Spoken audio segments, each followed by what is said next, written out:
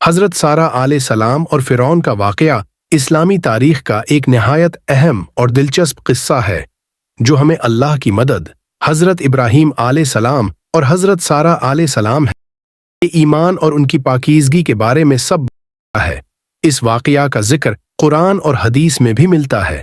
حضرت ابراہیم علیہ السلام اور حضرت سارہ علیہ السلام ایک بار مصر کے سفر پر روانہ ہوئے۔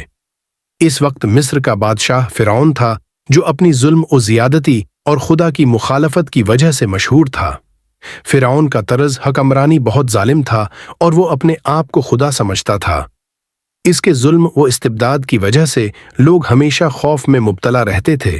حضرت سارہ علیہ السلام نہایت آسین اور خوبصورت تھیں، اور جب فرعون نے ان کی خوبصورتی کے بارے میں سنا تو اس نے انہیں اپنے حرم میں شامل کرنے کی خواہش ظاہر کی۔ حضرت ابراہیم علیہ السلام کو اس بارے میں بہت فکر ہوئی، کیونکہ انہیں معلوم تھا کہ فرعون حضرت سارہ علیہ السلام کو اپنی حرم میں لے جائے گا۔ حضرت ابراہیم نے حضرت سارہ سے کہا کہ جب فرعون تم سے پوچھے تو تم کہنا کہ میں تمہاری بہن ہوں۔ حضرت ابراہیم کا مقصد یہ تھا کہ اگر فرعون یہ سنے گا کہ حضرت سارہ ان کی بہن ہیں تو وہ انہیں اپنی بیوی بنانے کی کوشش نہیں کرے گا، کیونکہ اس وقت کے معاشرتی رواج کے مطابق کسی کی بہن کو کسی دوسرے شخص کے حرم میں شامل کرنا بے حرمتی سمجھی جاتی تھی۔ یہ حضرت ابراہیم علیہ السلام کی حکمت اور اللہ پر ایمان کا ایک مظہر تھا۔ جب حضرت سارہ علیہ السلام فرعون کے دربار میں پہنچے تو فرعون نے ان کی خوبصورتی کو دیکھا اور بہت متاثر ہوا۔ اس نے انہیں فوراً اپنے حرم میں شامل کرنے کی کوشش کی، تاہم حضرت سارہ نے حضرت ابراہیم کی بات یاد رکھی اور فرعون سے کہا کہ میں تمہاری بہن ہوں۔ فرعون نے حضرت سارہ کو اپنے حرم میں لے لیا، نے انہیں چھونے کی کوشش کی تو ایک عجیب واقعہ پیش آیا۔ اللہ کی مدد سے فرعون کا ہاتھ جم گیا اور وہ بے بس ہو گیا۔ اس کے بعد فرعون نے حضرت سارہ علیہ السلام سے کہا، تمہارے ساتھ کچھ برا نہیں ہو سکتا، تم بہت پاک اور معصوم ہو۔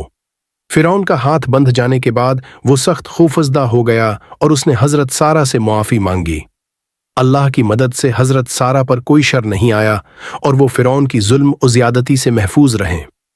اس کے بعد فرعون نے حضرت سارہ کو حضرت ابراہیم کے پاس واپس بھیج دیا اور اس سے کہا کہ ان کی بیوی واقعی پاک دامن اور معصوم ہیں۔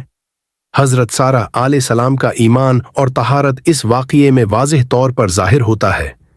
ان کا کردار اس بات کا غماز ہے کہ اللہ کی رضا کی خاطر انسان کو ہر قسم کی آزمائش کا سامنا کرنا چاہیے۔ حضرت ابراہیم علیہ السلام نے نہایت حکمت اور تدبیر سے اپنی بیوی کی حفاظت کی اور اللہ پر مکمل بھروسہ کیا۔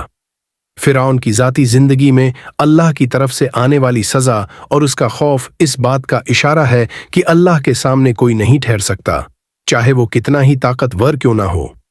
اس واقعے میں ایک اہم پیغام یہ بھی ہے کہ اگر انسان اللہ پر ایمان رکھے اور اس کے راستے پر چلے تو اللہ اس کی مدد کرتا ہے اور اس کی حفاظت کرتا ہے۔ امید کرتا ہوں آپ کو ویڈیو اچھی لگی ہو تو ہمیں کمنٹ میں سجیسٹ کیجئے گا۔